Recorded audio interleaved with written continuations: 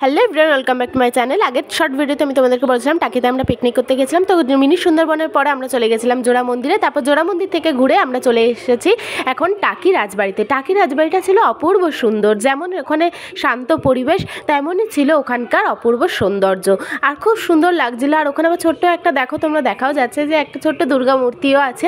আর আমার তো খুব ভালোই লাগে। রাজবাড়ি কার না ভালো লাগে বলো? এত সুন্দর দুর্গা দালান আর এত সুন্দর শান্তস্নিগ্ধ পরিবেশ, সত্যি মনটা একদম শান্ত হয়ে গেছিল।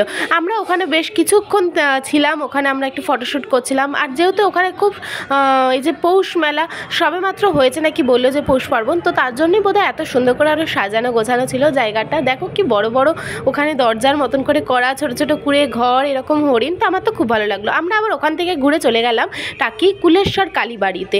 এরপর আমরা কোথায় কোথায় আরও ঘুরলাম সেটা আমি নেক্সট ভিডিওতে শেয়ার করব। আর সেই ভিডিওগুলো দেখার জন্য তোমাদেরকে আমার এই চ্যানেলটিকে সাবস্ক্রাইব করতে হবে আর একটা লাইক করে দিও।